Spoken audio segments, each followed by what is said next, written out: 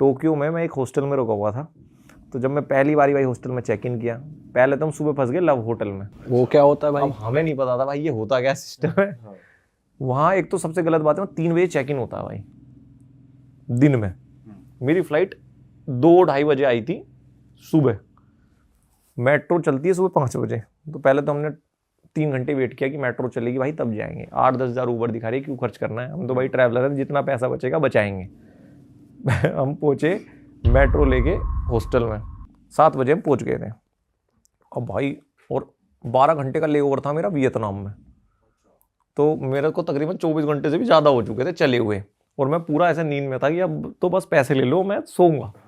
मैं हॉस्टल में पहुंचा, उसने बोला भाई 3 बजे चेक इन है तुम्हारा। मैंने यार 3 बजे तो नहीं रुका जाएगा, 7 बज रहे मैं तो बेहोश हो जाऊंगा और फिर पूरा दिन खराब है, 3 बजे सोऊंगा तो उठूंगा कैसे। मैंने बोला एक काम कर, मैं तुझको पैसे देता हूँ और तू मेरा रूम दे दे। कहता नहीं। भाई मना ही कर दिया, और मुझे लग रहा मैं इसको समझा नहीं पा रहा हूँ। मैंने बोला मैं तेरे को आज का भी पैसे देता हूँ, 5,000 है ना तेरे, पर मुझे रूम दे दे। कहता नहीं 3 बजे ही दूंगा। 3 बजे ही दूंगा। मैं यार ये बात तेरी समझ नहीं आ रही। ठीक है, मैंने लगेज रखा, मैं चल दिया, मैं गली में ढूंढता हूँ कोई। तो यार वहाँ पे ना एक होटल था वो लाल सा, तो मैं तो यही देख रहा था रूम्स अवेलेबल। अब उसमें मैं गया तो वहाँ पे क्या था कि वहाँ बटन लगे हुए थे 401, 402, 403, और उनकी फ़ोटो लगी हुई थी और वो नीचे बटन थे। अब मुझे लगा कि यार इन्होंने वो बताए हुए हैं कि रूम ऐसे ऐसे हैं, 402 वाला उसमें पैसे भी लिखे हुए थे नीचे। ठीक है यार ये कर लेते हैं, ठीक है 4-5 हज़ार का पड़ रहा है, सो जाएंगे अपना। मैं वहाँ चिल्ला रहा हूँ खड़े होकर, कोई नहीं था। मैं कौन है, एनीबडी देयर, कोई नहीं आए। भाई लॉन्ड्री वाला आए, मुझे देख के चला जाए। मैं उसको बोला बुला दे भाई किसी को। थोड़ी देर में बराबर में ही रूम, मेरे गेट था, गेट खोल के बंदा बाहर आ गया। सारा मैं इतनी देर से चिल्ला रहा हूँ। तो कहता कुछ पे जाना है। मैंने कहा ये 400 दबा दे। इसने 402 दबाया कि मैंने पैसे करा, यूँ बोलने लगा रूम पे जाओ। ठीक है भाई चलते हैं, हम रूम पे चले गए। मैंने जैसे ही रूम खोला भाई, उस रूम में तो जंजीरें पड़ी हुई हैं, बेड पे जंजीरें हैं, और मशीन अंदर घुसते ही एक मशीन लगी हुई है। तो वो मशीन चालू हो गई एकदम से कि अब बटन दबाओ आपके पैसे कट जाएंगे और ये रूम एक्टिवेट हो जाएगा। और उस पर रूल्स लिखे हुए थे इंग्लिश में कि एक बार रूम बंद हो गया तो 4 घंटे से पहले खुलेगा नहीं, कि वो लव होटल है। अब आप उसमें अपनी गर्लफ्रेंड के साथ लोग हो जाओगे, उसमें जंजीरें और ऐसे ऐसे प्रोग्राम की पूरी प्रोग्राम है। फ्रिज वगैरह, कोल्ड ड्रिंक जो भी था, जिसको उसमें से लोग पैसे कट जाएंगे। बट वो बहुत सीढ़ी सा रूम था भाई यार ये क्या भाई, ये चटक है भाई। मैंने नहीं, ये मैंने रील्स पे देखा है। हाँ मैंने कदम भी नहीं रखा भाई उसमें। मैंने ये तो सिस्टम की, उसने जब बोला कि गेट नहीं खोलूंगा यार ये पंगा है कुछ। और उसमें लिखा था कि अगर आप गेट खुलवाते एक बटन दबाओगे तो नीचे से खुलेगा। तो एक बार गेट खुलने के भी कुछ पैसे थे, मतलब पेनल्टी थी आप पे।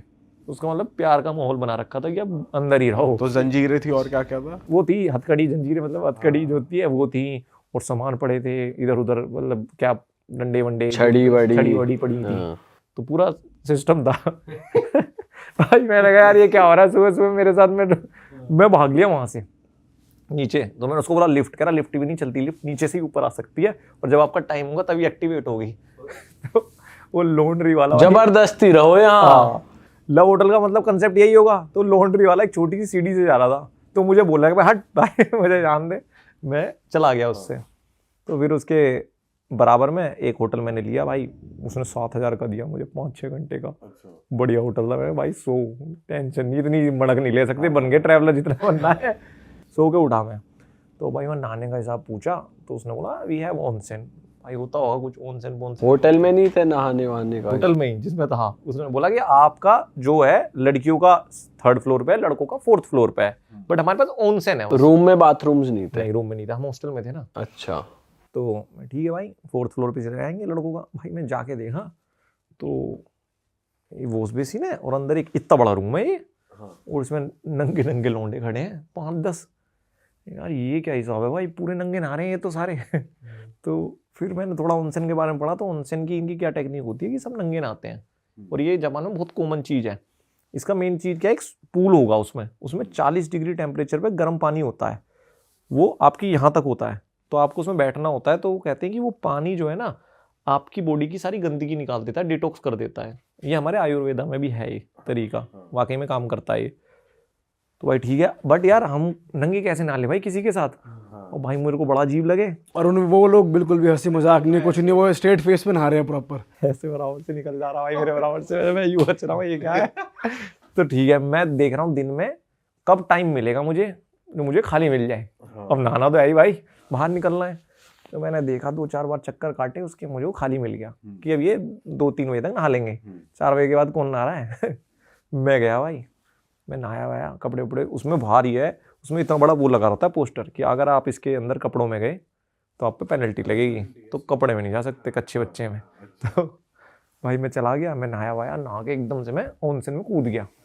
तो मैं जैसे यहाँ से गर्म पानी आ रहा था, ऑनसेन ऐसा था, तो मैं थोड़ा ऐसे बैठा था कि कोई आ भी जाए साले को कुछ दिखाए ना।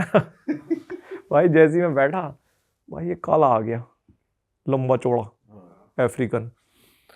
भाई मैंने कहा यार ये क्या बकवास है भाई। अब भाई होगा यार भाई। अब या तो मैंने कहा यार इसके साथ या तो 1-2 और आ जाए, इसके साथ तो यहाँ पे टिका नहीं जाएगा। अब दिमाग 2 तरीके से चल रहा है। अब मैं बैठा हूँ भाई, और वो आके साला ऐसे, ये भाई बैठा है ना, ऐसे बैठ गया भाई, इस तरफ मेरी तरफ मुंह करके, हाँ ऐसे ऐसे चौड़े में, ऐसे चौड़े में। मैंने भाई यूं कर लिया, ऐसे घुटने उठने उठा लिए। मैं यूं कर रहा हूँ, तो आकाश भाई ने ये कर लिया। मैं ऐसे बैठा हूँ, मैं ठीक है भाई, ऐसे ऐसे अपना थोड़ा सा विचार वाली पोजीशन में कि बंदा कुछ सोच रहा है, डिस्टर्ब ना कर दे। तो मैं सोचा उठूँ तो साला उठूँ कैसे भाई। तो पानी मेरी तरफ से आ रहा था, तो मैं उससे आई कांटेक्ट भी नहीं कर रहा, क्या डाले देर से हेलो करूँ। तो मेरे से बोलता एक्सक्यूज मी ब्रदर। यस, कहता वो पानी ना वहाँ से आ रहा है, तो उधर गर्म होगा, why don't you sit here. मैं क्या क्या कह रहा भाई तू। भाई मैं उठा, मैं भाई तेरी नीयत ठीक नहीं लग रही मुझे, मैं तो जा रहा हूँ। मैं तो भाई उठ के भाग गया। फिर उस दिन ना शाम वहाँ पे एक बंदा आया था इंडिया से, पाजी थे हमारे। तो मैंने आते उसको बोला भाई तुझे पता है यहाँ पे नहाने का जुगाड़ नंगा है। कह रहा जी हाँ हम ना जाएंगे नंगे वंगे, हम तो कच्चे में ही जाएंगे। पाजी कच्चे में ही जा रहे हैं नहाने। वो नहीं माना भाई, फाइन भरा उन्होंने। अब पता नहीं पेनल्टी वो लगाई नहीं लगाई भाई, वहाँ तो लगा हुआ था पोस्टर। तो पाजी तो कच्चे बच्चे में हाथ डाल के एकदम बढ़िया से नहा रहे थे। भाई क्रेजी सीन है यार भाई। बट जापान के गांव वाँव और ये सब कैसे है भाई, आपने तो पूरा एक्सप्लोर करा है। भाई जापान के गांव बहुत ही सूदिंग चीज़ है, बहुत ही सूदिंग। पर यह है कि मेरे को अगर चूज करना हो ना कि चाइना या जापान, तो मैं चाइना करूँगा। उसका रीज़न है वो मेरी तरह बदतमीज से हैं थोड़े, मतलब वो हाँ रिलेटेबल लगेंगे यार कि थोड़ा कुछ तो हो रहा है। वो बहुत ही अच्छे हैं यार जापान के, बहुत ही अच्छे हैं। मतलब वो शायद वो शांति थोड़े दिन में बोरियत बन जाए। और वहाँ जैसे आप चाइना में थे तो पीछे टिकटॉक फुल वॉल्यूम चल रहा है, जापान में तो लोग बात करने पे भी ऑफेंड हो जाते हैं। हाँ भाई वो हो जाते हैं, मतलब वहाँ पे तो बहुत ही। उसके म्यूजियम में गया था मैं, हिरोशिमा के, जो नहीं है हिरोशिमा नागासाकी का जो एटम बम फटा था, उसके म्यूजियम में समझने की भाई कैसे कैसे हुआ था उस दिन। ऐसा होता कि पिन भी फेंक दो ना तो आवाज आ जाए। मुझे व्लॉग करना, मैं कैमरा लेके खड़ा हूँ, क्या बोलूँ, क्या भाई बोला ही नहीं गया वहाँ पे, क्या बोलता मैं। या तो कोई बोल रहा हो भाई, कैमरा बस बोलते रहो, बाद में वॉइस ओवर कर देंगे। वो बहुत अलग है यार। भाई जापान की ऐसी ऐसी रीलें भी आ रही है कि एक बंदा वाइट सॉक्स पहन के चल रहा है, थोड़ी देर बाद उतारता है कि देखो अब भी वाइट है। एक और आ रही है कि वहाँ डस्टबिन्स नहीं मिलेंगे आपको, पब्लिक में डस्टबिन्स नहीं है, लोग अपने सब साथ ही कैरी करते हैं। तो ऐसा सच में है? डस्टबिन तो भाई नहीं है, और ये मुझे नहीं लगता कोई अच्छी बात है। हाँ यार ये तो बेकार बात है यार, किसी के पास कुछ ट्रैश भाई। अब मान लो हमें नहीं फेंकना है तो मैं कितना फेंक रख लूंगा। कॉफी का तो कुछ हो, अब 7-11 रहेगा तो उसके अंदर तो आप डस्टबिन उसी के अंदर है, कॉफी पी के वहीं फेंक सकते हो। अगर कॉफी लेके निकल गए तो आप होटल तक लेके जाओ अपनी, तो ये गलत है। बट हाँ ये जो है ग्लव्स वाली बात, ये सॉक्स वाली कि इतना साफ है, वो मुझे ऐसा लगता है एक आधी गली हो सकती है इतनी साफ। कोई भी नहीं होगी यार इतनी तो, मतलब अगर एकदम सफेद जुराब है फिर वो गंदी तो होंगी। अगर तुम रोड पे चल रहे हो यार, थोड़ा बहुत रोड वहाँ गाड़ियां तो चल रही हैं, बंदे जूते ही पहन रहे हैं, ऐसे थोड़ी है कोई फैदर पहन के घूम रहे हैं। तो वो तो ओवर हो जाता है, मुझे लगता है कई बार सोशल मीडिया एक फ्लो में चला जाता है। भाई वो वाला एक्सपीरियंस कैसा रहा आपका, ग्रेट वॉल ऑफ चाइना गए थे आप? यार वो अच्छा एक्सपीरियंस था, मतलब कि उन्होंने अच्छी हिस्ट्री रही है उनकी उसके पीछे। ऐसा नहीं है कि कुछ भी बना दिया हो, कि वो मुझे ऐसा लगता है ग्रेट वॉल में घूम के आपको पता चलता है बहुत ऑब्सेस्ड हैं अपनी बाउंड्रीज को लेके। चाइनीज जो है, आप ये सोचो ना, इनके खून में है, जैसे पंगे करते रहते हैं बॉर्डर पे।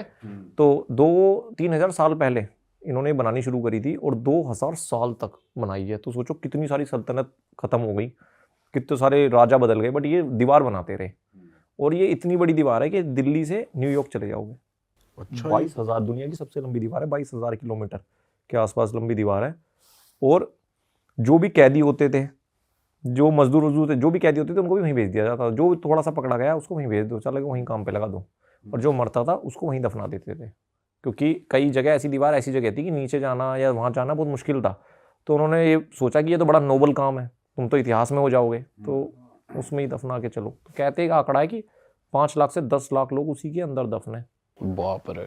किसी को हुआ है वहाँ घोस्टली एक्सपीरियंस? ये तो भाई उनसे पूछना भी बड़ा मुश्किल है और समझना भी बड़ा मुश्किल है। और उनको समझाना मुश्किल है, बोल क्या रहे हैं। समझना भी बड़ा मुश्किल है।